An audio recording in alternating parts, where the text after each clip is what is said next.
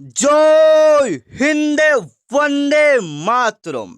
आज का आपका क्लास होने वाला है एयरफोर्स वाई ग्रुप के लिए। मैं कहूंगा साथियों, अगर आप इसमें सिलेक्शन लेना चाहते हो, एक सीट पक्का करना चाहते हो, तो आज का यह वीडियो आपके लिए वरदान साबित होगा साथियों।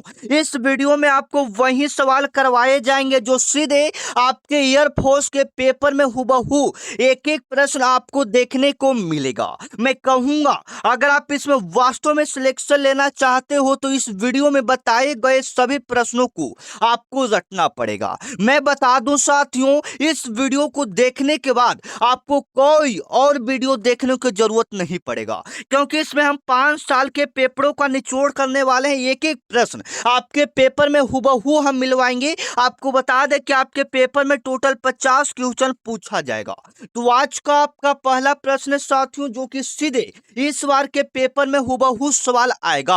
आपका पेपर 22 और 23 सितंबर को होने वाला है। जिनका भी पेपर है, इस वीडियो को हम कहेंगे आप पूरा रट डालो। तो आज का आपका पहला प्रश्न है, भारतीय वायुसेना का मुख्यालय कहाँ स्थित है? ये सवाल आपके हुबहू पेपर में कई बार पूछा जा चुका है साथियों, एवं इस सवाल आपके पेपर में आएगा।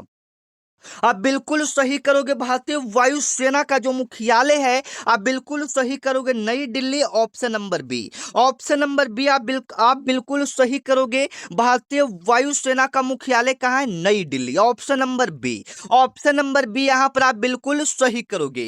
यहाँ से एक और सवाल आपके पेपर में काफी ज्यादा बनता है, भारतीय वायुसेना का स्थापना कब हुआ था? भारतीय वायुसेना का स्थापना कब हुआ था? बिल्कुल सही करोगे, 8 अक्टूबर 1932 को। 8 अक्टूबर 1932 को आप याद रखिएगा, आपके पेपर में यह सवाल बनेगा। भारतीय वायुसेना का मुख्यालय कहाँ स्थित है? नई दिल्ली। इसका स्थापना कब हुआ? 8 अक्टूबर 1932 ईस्वी को। इसलिए 8 अक्टूबर को वायुसेना दिवस मनाया जाता है। आपके पेपर में कभी कभी पूछता है वायुसेना दिवस कब मनाया जाता है? 8 अक्टूबर को वायुसेना दिवस मनाया जाता है। अगर इसका स्थापना पूछे, आप याद रखोगे 8 अक्टूबर 1932 ईस्वी को इसका स्थापना हुआ था। आशा करते हैं यह बात आप अच्छे से कवर कर रहे होंगे। चलिएगा, आपका आने वाला अगला सवाल है जो सीधे आपके पेपर में यह सवाल बनेगा। अब अगला सवाल है, वायुसेना दिवस। वायुसेना दिवस प्रतिवर्ष किस तिथि को मनाया जाता है? वायुसेना दिवस प्रतिवर्ष किस तिथि को मनाया जाता है? देखिए, आपको जो पहला सवाल बताया यहाँ पर पूछ भी दिया है, और ये आपके पेपर में कई बार पूछा भी जा चुका है, एवं इस बार जो आपका पेपर होगा उसमें यह सवाल छपेगा, तो आप लोग बताओगे। हमने क्या भी आपको बताया कि वायुसेना दिवस, एयरफोर्स डे कब मनाया जाता है? 2 नंबर का जवाब हम कमेंट में देखना चाहते हैं, क्योंकि मैंने अभी आपको बताया है। 2 का ऑप्शन कौन सा सही होगा? ए बी सी डी कौन सा सही होगा? कमेंट में एक बार जरूर आप लोग बताइए। बिल्कुल, आप लोग बिल्कुल सही करें। ऑप्शन नंबर बी, 8 अक्टूबर को वायुसेना दिवस मनाया जाता है। ठीक है, अगर हम बात करें 15 जनवरी को, तो 15 जनवरी को कौन सा दिवस मनाया जाता है? आप लोग बता सकते हो। थल सेना दिवस मनाया जाता है। कौन सा सेना दिवस मनाया जाता है? थल सेना दिवस मनाया जाता है। ठीक है, आप याद रखिएगा। अगर हम बात करें 4 दिसंबर, 4 दिसंबर को आपका मनाया जाता है नेवी दिवस, नेवी डे मनाया जाता है। ठीक है, नेवी आप लोग समझते हैं, जल सेना। ठीक है, 4 दिसंबर को आपको कौन सा दिवस मनाया जाता है? नेवी दिवस मनाया जाता है। ठीक है, आप याद रखिएगा। आपके पेपर में यह सवाल आपको हुबहू बनेगा, एवं यहाँ पर एक्स्ट्रा एक दो सवाल बता दे रहे हैं जो आपके पेपर में बहुत बार बार रिपीट होता है। ठीक है, जैसे में राष्ट्रीय विज्ञान दिवस कब मनाया जाता है? ये आपके पेपर में कई बार पूछा जा चुका है साथियों, आप याद रखोगे। राष्ट्रीय विज्ञान दिवस आपका 28 फरवरी को मनाया जाता है। राष्ट्रीय विज्ञान दिवस कब मनाया जाता है? 28 फरवरी को आपका राष्ट्रीय विज्ञान दिवस मनाया जाता है। ठीक है, याद रखिएगा। अगर हम बात करें 29 अगस्त, 29 अगस्त को राष्ट्रीय खेल दिवस मनाया जाता है। 29 अगस्त को आपका क्या मनाया जाता है? राष्ट्रीय खेल दिवस मनाया जाता है। आप याद रखना, ये सारे सवाल आपके पेपर में हुबहू देखने को मिलेगा। ठीक है, चलिए 3 नंबर आपका सवाल है साथियों, सत्यमेव जयते।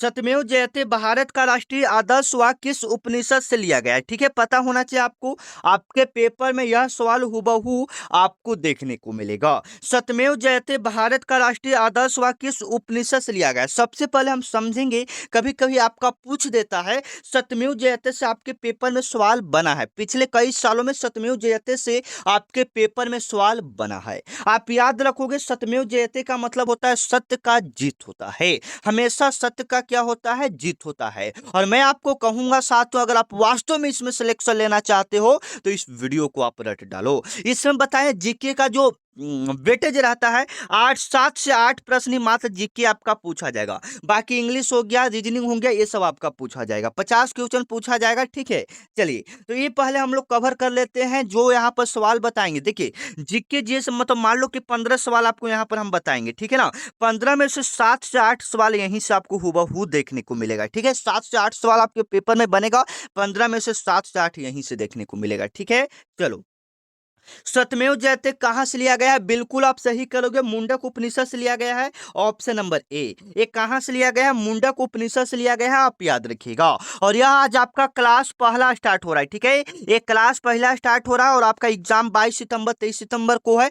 तो अभी तक आप तैयारी नहीं किए हैं तो हम डेली आपको क्लास देंगे। ठीक है ना, तो बस आप चैनल को सब्सक्राइब करो। 50 में 50 नंबर हम आपको दिवाएंगे। ठीक है ना, क्योंकि इसका एग्जाम मैं खुद क्लियर किया हूं और आपको बता दूं ये मतलब कितने सारे बच्चों को मैं इसका एग्जाम क्लियर करवा चुका हूं। ठीक है, तो मुझे उस तरह से एनालिसिस है, उस तरह से मुझे पता है कि कौन सा सवाल कब आएगा। ठीक है, तो आप लोग इस चैनल को आप सब्सक्राइब करके रखो। ठीक है मेरे भाई, चैनल को सब्सक्राइब करके रखो।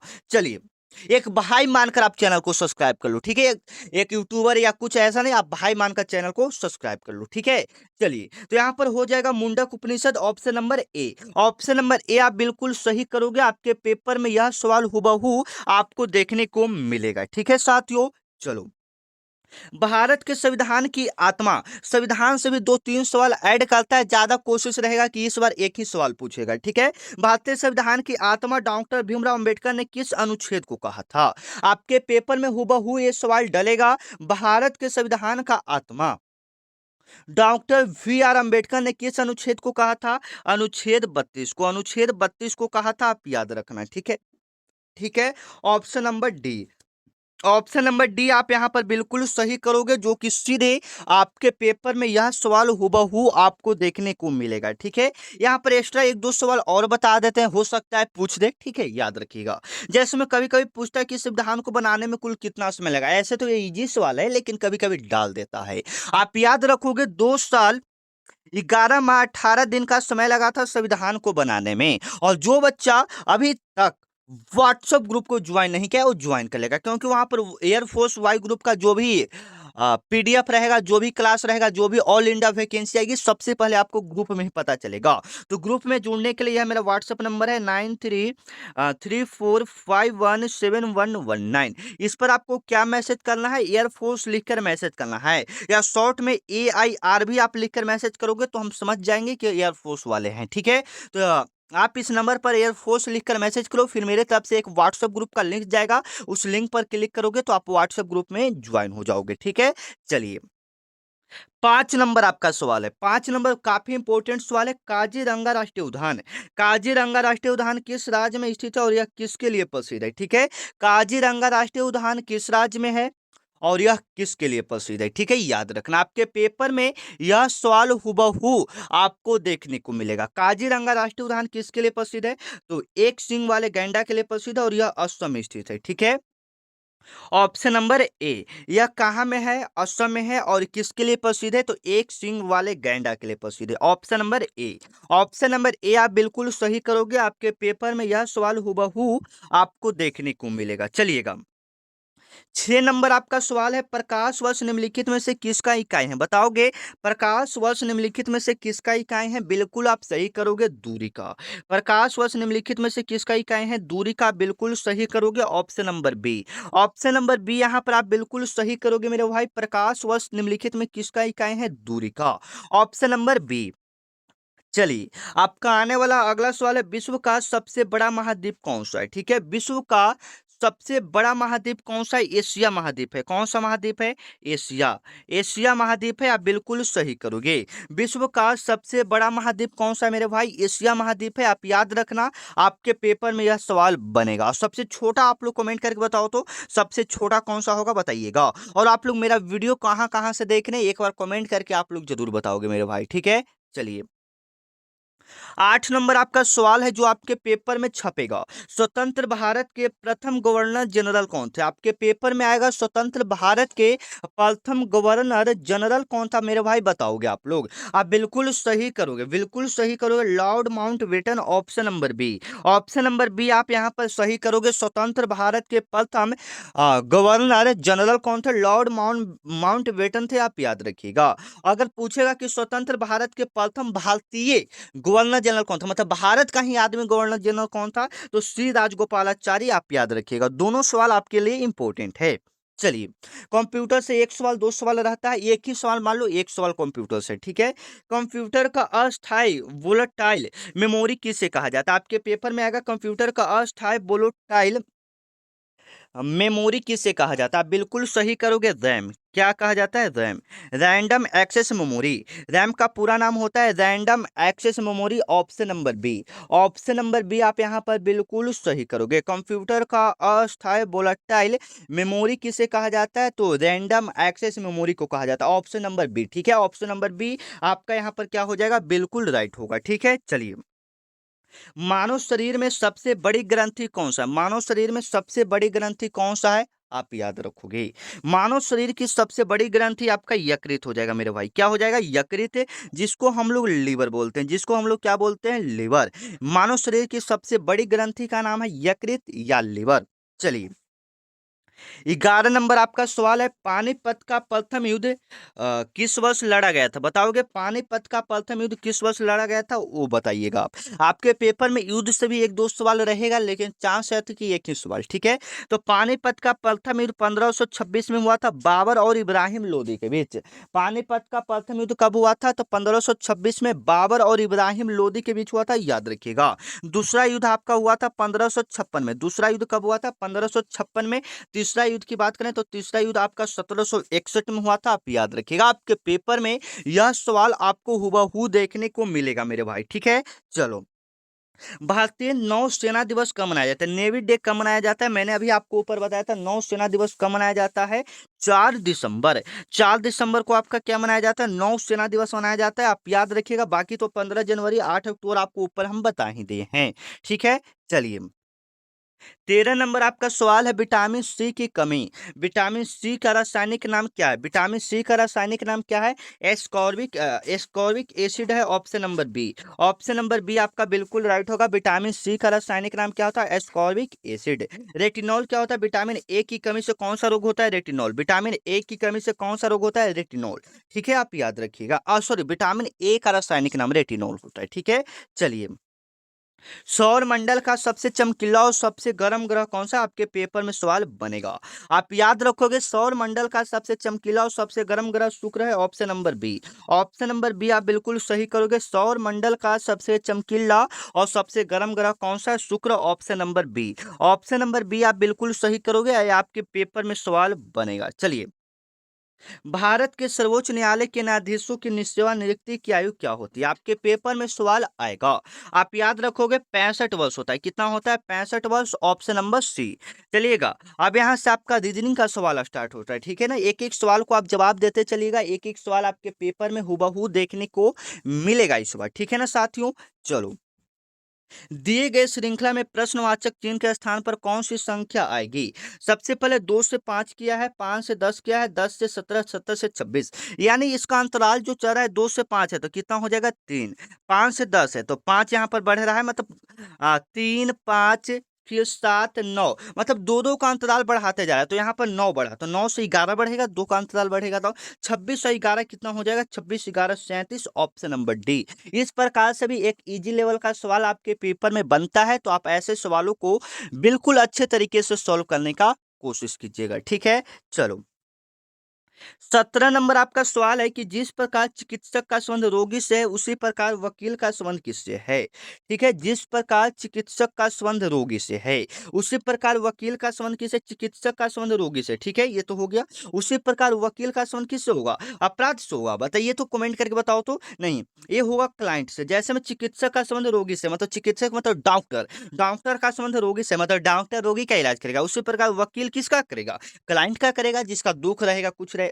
आप समझ रहे हैं, option number B. Option number B यहाँ पर आपका क्या हो जाएगा, बिल्कुल राइट होगा। ठीक है, चलिए।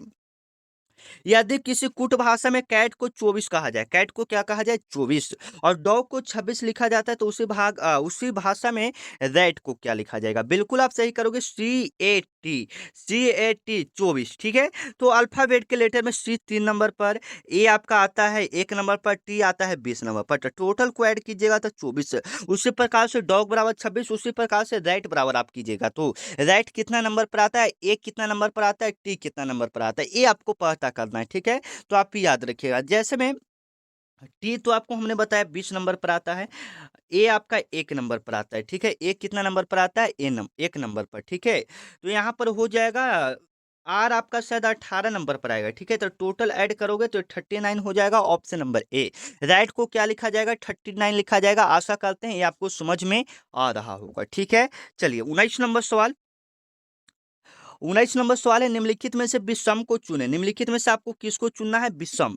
विषम एक अलग अलग चुने। ठीक है, चलो।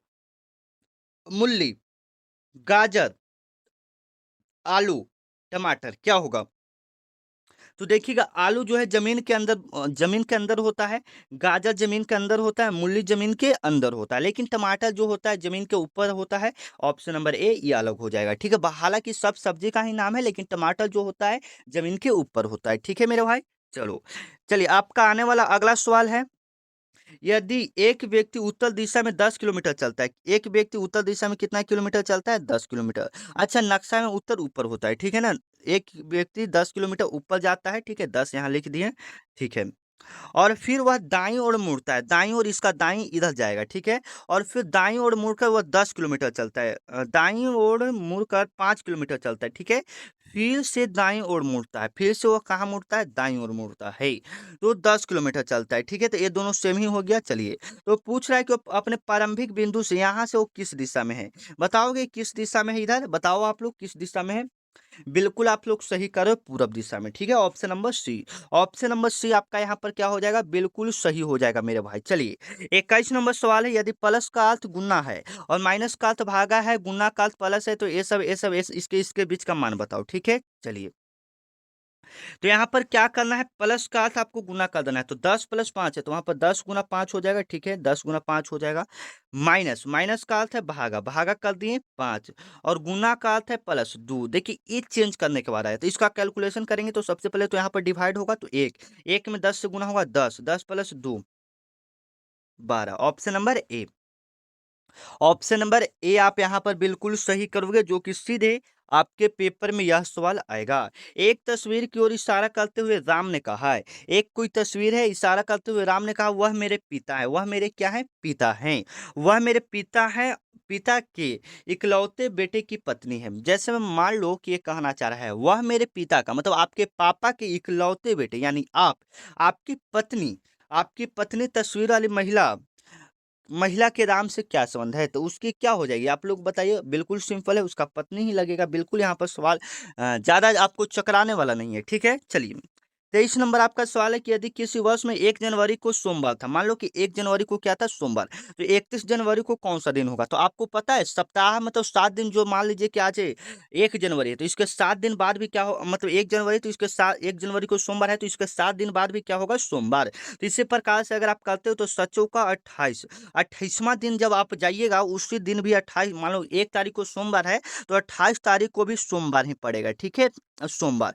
तो 28 को मान लो कि सोमवार पड़ा, तो 31 का पूछ रहा है, तो 29 को तो आपका मंगल हो जाएगा, 30 का आपका बुध हो जाएगा, 31 का आपका क्या हो जाएगा, बृहस्पति हो जाएगा। ठीक है, तो आप उसके हिसाब से ऑप्शन को सही कर सकते हो। ठीक है, चलिए, दिए गए श्रृंखला को पूरा करें। ए के बाद सी आ रहा है, ए के बाद क्या आ रहा है सी, ए बी, बी बीच में आपका रुक गया, सी डी ई, मतलब ऐसे ऐसे करते करते बताना है कि आपका कौन सा अल्फाबेट, मतलब पहले एक लेटर को छोड़ा, फिर दो लेटर को, फिर तीन लेटर को, इसी के बाद आप बताओगे और यहाँ पर ओ हो जाएगा। ठीक है, चलिए।